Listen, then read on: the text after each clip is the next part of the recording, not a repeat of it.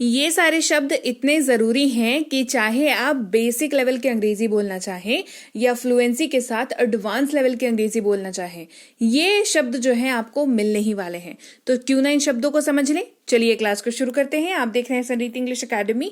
मैं हूं प्रीति ma'am. Subscribe करके बेल नोटिफिकेशन को ऑन कर दीजिएगा। साथ ही हमारी ऐप और पेड क्लासेस और किताबों से जुड़ी किसी भी जानकारी के लिए इस नंबर पर व्हाट्सएप मैसेज कर लीजिएगा।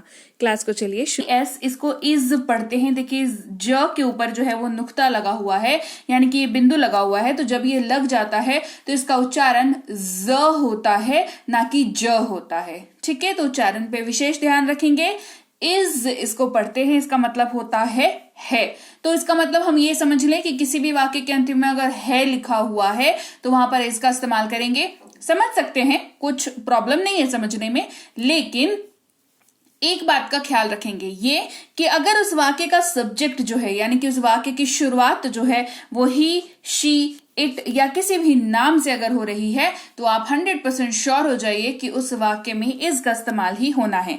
जैसे वह एक व्यापारी है, ही इज अ बिजनेसमैन। उसी के जगह पर अगर आप वाक्य कॉन्टिन्यूअस में बना रहे हैं तो आपको वाक्य के अंत में रहा है, रही है अगर दिखता है तो भी आपको इज का इस्तेमाल ही करना पड़ता है। जैसे वह खा रहा है, ही इज ईटिंग। क्लियर? चलिए आगे बढ़ेंगे। अगले और बहुत ही बेसिक वाले वर्ड की बात करेंगे जो इस्तेमाल होगा जब जब आप अपने बारे में बात करेंगे, और वो है एम, जिसका मतलब होता है हूं।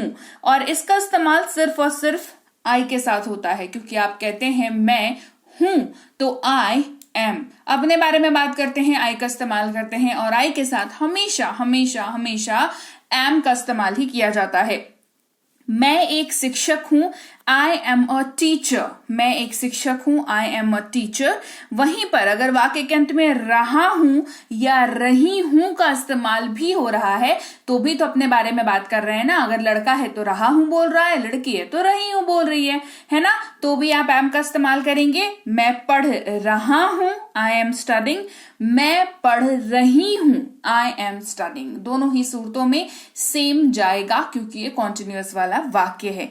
आगे बढ़ेंगे, अगले बेसिक वर्ड की बात करेंगे जो कि है आर। लिख रखा है उच्चारण यहां पर, तो कोई समस्या नहीं होनी चाहिए। और ये तब इस्तेमाल होता है जब हिंदी वाक्य के अंत में है वर्ड का इस्तेमाल होता है। उच्चारण देखा मैंने कैसे किया, है ना, न लगा करके उच्चारण किया, है। तो क्या हर वाक्य जिसके अंत में है आए उसमें आर का इस्तेमाल करेंगे? बेशक कर सकते हैं, कोई दिक्कत नहीं है। लेकिन आपको एक चीज का खास ख्याल रखना है, दैट इज कि उसके वाक्य की शुरुआत में यू वी दे का इस्तेमाल हो रहा हो तो इंग्लिश में है आप आर का इस्तेमाल करेंगे। इंग्लिश वाले में उस हिंदी वाले के लिए जिसके लास्ट में है लगा हुआ है। जैसे हम लोग किसान हैं, वी आर फार्मर्स। इसके अलावा अगर वाक्य के अंत में रहे हैं इस्तेमाल हो रहा है तो क्या करेंगे? ये तो कॉन्टिन्यूअस वाला वाक्य है, तो भी आर का इस्तेमाल कर सकते हैं।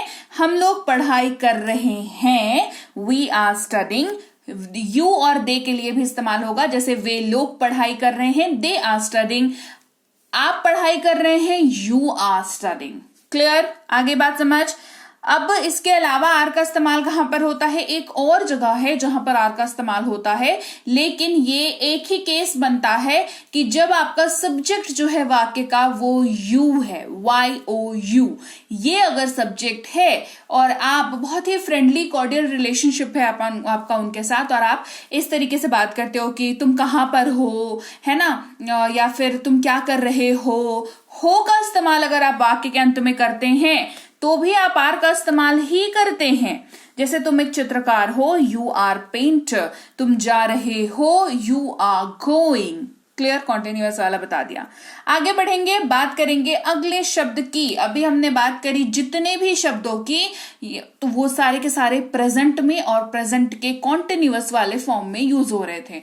अभी अपन सिर्फ प्रेजेंट की बात तो करते नहीं है, फ्यूचर की भी बात करते हैं, पास्ट की भी बात करते हैं। तो क्या करूं, फ्यूचर और पास्ट में अंग्रेजी बोलना छोड़ दूं?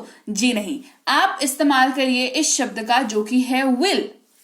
विल का इस्तेमाल आप हर उस जगह पर करेंगे जिसके अंत में, जिस वाक्य के अंत में आपको गा, गे, गी दिखाई देगा और सब्जेक्ट में आपको कुछ भी दिखाई दे, देखने की जरूरत नहीं है। अगर गा, गे ही लिखा हुआ है तो विल का इस्तेमाल कर लेना।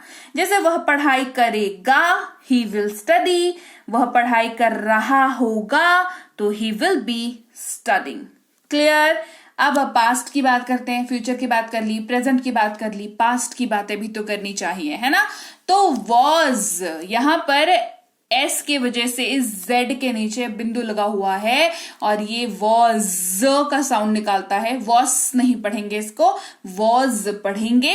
और ये हर उस वाक्य में इस्तेमाल होगा जिसके अंत में था या थी लगा हुआ हो, अंत में हिंदी वाले में, और अंग्रेजी में शुरुआत में आई, ही, शी, इट या कोई भी नाम लगा हुआ हो। जैसे कि मैं एक व्यापारी था तो मैं लगा हुआ है, यानी कि आई, तो आई लगा हुआ है तो वॉज इस्तेमाल होगा, I was a businessman. Continuous वाला बनेगा क्या? पास्ट कॉन्टिन्यूअस बिल्कुल बनेगा। मैं खेल रहा था, आई वॉज प्लेइंग। अगला है वर, जो कि वॉज जहां पर इस्तेमाल नहीं होता वहां पर होता है। जैसे कि इसका मतलब सबसे पहले तो थे होता है, और ये जो सब्जेक्ट्स के साथ वॉज नहीं यूज हो रहा है ना, उनके लिए भी तो कुछ चाहिए। यूवी दे के साथ वाक्य नहीं बनाओगे क्या? बनाओगे ना, तो वहां पर वर का इस्तेमाल कर लेना। ठीक है, हम खेल रहे थे, वी वर प्लेइंग। और तो लीजिए भाई, ये थी आज की क्लास, और क्लास आपको कैसी लगी ये आपका बताना मुझे काम है। तो आप मुझे जरूर बताइएगा कि क्लास आपको कैसी लगी।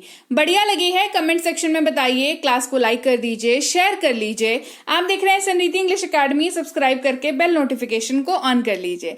इसके साथ ही अगर आप कोई कोर्स करना चाहते हैं, जैसे बेसिक से प्रो, ये स्पोकन इंग्लिश का कोर्स है, इंग्लिश राइटिंग का कोर्स, ग्रामर का कोर्स, रीडिंग का कोर्स और ये ई बुक्स, ये सब कुछ आपको मिल जाता है हमारी ऐप संरीति इंग्लिश अकेडमी पर। इस ऐप को आप गूगल प्ले स्टोर से डाउनलोड करके इंस्टॉल कर लीजिएगा।